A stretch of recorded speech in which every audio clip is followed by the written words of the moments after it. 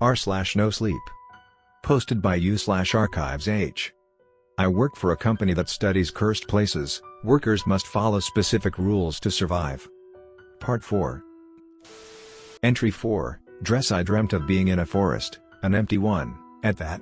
The trees were empty, bare, like skeletons left to rot in the sun. It was cold in the forest, yet there was no snow.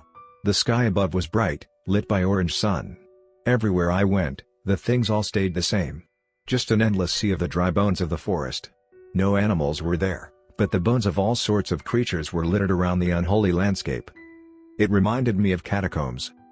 Then, after wandering for what seemed like days in the strange world, I awoke, sweating.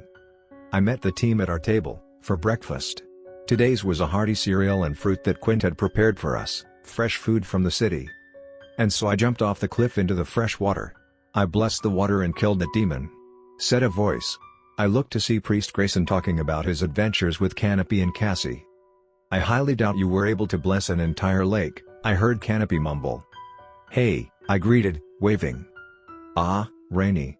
Grayson exclaimed. It's been a while, hasn't it? Yeah, so, how long you staying this time?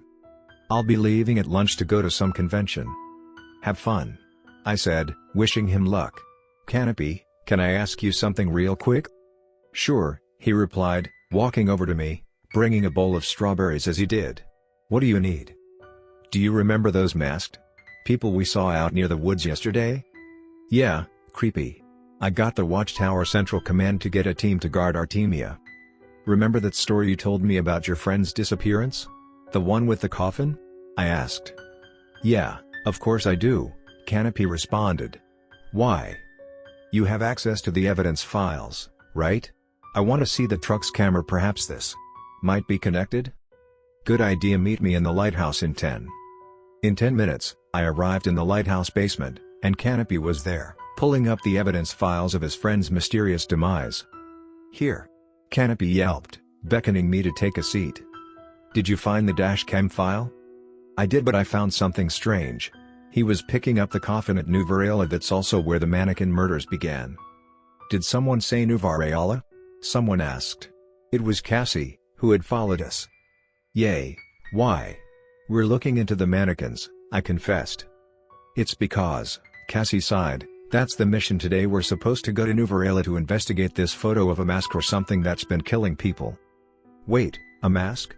I quickly found a piece of paper and drew what we had seen yesterday. Something like this? How did you? That was what the masked people were wearing in the woods yesterday. I exclaimed. We need to go to New Varela. We go there at lunch, but I'll expedite the matter, Cassie informed. You two go investigate this matter.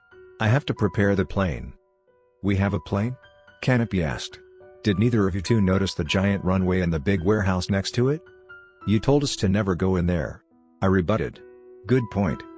With that, Cassie left the two of us. Canopy clicked on the dash cam and played it. The video, however, was 42 hours long. Wait, Rainy, hand me that drawing. I should be able to use the facial recognition software on the footage. I did so, and Canopy scanned it with a phone and uploaded it to the database. There were 12 results. Each one of them was of the truck stopping at truck stops and checking into Central Command. I don't the mask anywhere. I murmured, looking through the first file. Canopy laughed. Watch this. What? How did you? Canopy clicked a button and a red circle appeared on the screen. My eyes went wide as he zoomed in on the circle, which was just off the corner of the screen. It was the mask. In fact, someone, or something was wearing it, exactly the same height and build as one of the two people we had seen yesterday. But what sent the real shivers was the fact that the masked person seemed to be looking right at the camera. It seemed impossible, but there it was. Canopy saved the image of the masked thing. Let's see the next one, I told. Here. The next one was at restaurant. We watched his friend, a tall burly guy, walk into the restaurant, only stopping to talk to a tall, young woman. Canopy clicked the key and the red circle zoomed in on a tree the opposite side of the restaurant, where there was a forest. It was just the mask this time, except instead of smiling, it was frowning. Canopy saved that image too and moved on to the next one. This one was a hotel, where he stopped overnight. After we saw him greet the woman opening the door, we saw the masked person pop up on the hotel's room, just peeking through a metal fence. Canopy murmured something and went to the next one. This one was of an old church. He was the first to notice something strange about all the videos. "That's impossible," he murmured. "What is?" "Look, Rainey." He goes into the church and look who follows him in. I looked. It was a tall, young woman. "Now look at the other two videos." The second one played, and Canopy pointed to the woman who had briefly talked to his friend. It was the same. The first video played, one where I hadn't noticed the woman. But Canopy did, showing me that there was a sleeping woman on a bench. Initially, he had thought it was a homeless person, but we were wrong. The woman all had the same height and clothes. The only thing we now needed was a face. But we couldn't find one. In all the videos, the same woman was there, barely noticeable, hiding in plain sight. But always, something seemed to block our view of her face, whether it be a passing stranger, a leaf, or just facing away from the camera. "Wait, aha!" Canopy smiled, shouting. "What?" "Look." Canopy showed me a blurred reflection off a dirty tile where her face should be. Canopy typed some sort of command and zoomed in on the tile, just cleaned up the image. The screen went to loading, and we cheered. We were finally about to get some answers when the face wasn't there. Not exactly. It was a mannequin's empty, featureless face. "That's impossible." Canopy yelped. "I'll try reloading the scan." He did. But it yielded the same results, the reflection of a faceless woman. "That can't be," I murmured. "Someone would have noticed a faceless woman." No, think about it. People say mirrors show a person's true self." "It could be," I murmured. "Wait, look at the dress she's wearing. Maybe we can find out what it is and check to see who bought it? It doesn't look like a common dress, so write on it." Canopy began to type furiously, selecting parts of the woman's dress. At last, he came up with a rough 3D model the computer had generated. It was a beautiful dress. It had these strange patterns, like trees repeating over and over, only, if you looked at it a different way, they looked like people. Furthermore, the colors were these vibrant mixes of grays and reds, and it was unlike anything I'd seen before. Canopy clicked another key. "Okay, I'm matching the dress to the internet," he explained. "Good." A moment passed, and then the computer rang, telling us a single match had been found. It was a dress called the Unity. But it didn't make sense at all. The dress wasn't supposed to exist yet. It was scheduled to be made next year, with the designs only having been completed a year ago. But the videos on the truck all were timestamped as 2015. So how could this seemingly faceless woman have been wearing a dress that hadn't been thought of, let alone exist in 2015? "Canopy, there's a contact the artist button, click it." He did, and we were sent to a private chat room with a guy named Mason Lopez. "Hi," he texted. "What can I do for you? We want to know who came up with the Unity dress design?" The reply was fast, impossibly fast. It was me, but the truth is, this woman came to me in 2014 and gave me a bunch of drawings. "Have you made any of these?" Canopy typed. "No." "Not even for the woman?" "No. It's simply too expensive to make. We couldn't make it then, because the materials were too expensive. It'll be made next year, though." "Who's the woman who gave you the design?" "Maisie Kruloff." Before Canopy could text another question, the chatroom vanished and we were sent back onto the website. But this time, the Unity dress was gone.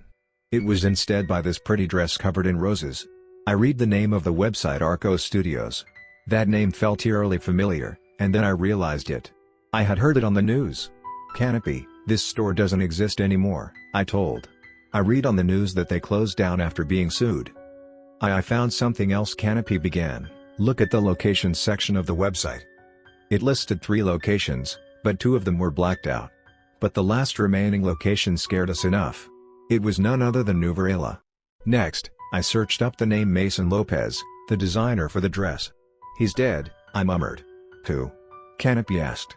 "Mason Lopez. He went missing last year, just straight up vanished from his own house. Police found his blood in an abandoned school's pool nearby. It was all of his blood, according to a lab tech.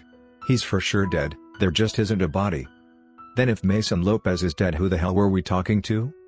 I began, "It's time to take a trip to New Varela." Now, it would have been awesomely dramatic if at that moment, Cassie finished prepping the plane and we were ready to go. But this was real life, and the plane wouldn't be ready for another 30 minutes or so. Instead, I asked Canopy to dig up any information about Maisie Kruloff, the woman who made the dress. And there it was, one of the final pieces to the puzzle. We found her social media page, and on it, she wore the dress. After calculating height and build, Canopy and I were sure that this was the woman in the recordings. The faceless one. That's it. We found her. Canopy cheered. We high-fived.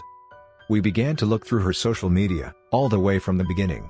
And what we found was, at the risk of sounding generic, weird.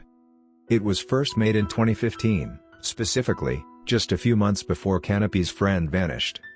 Maisie Kruloff's first dozen posts were normal, just a person taking selfies with obscure artists and exploring the world. Then came the first of the weird posts. She claimed she had found a strange book somewhere in the forests of China. She wouldn't explain where exactly she had got it, though. There was a photo of the book. It was large, a deep blue and red. There were symbols, a large, trident-like one in the center that looked like a scorpion, and more around it. The sight of it seemed to convey power and fear into my very soul. Maisie Kruloff, on the post, said that the book told her this story about another world where everything looped around itself, empty, yet filled with the ordinary. She said the book called the place the Unity.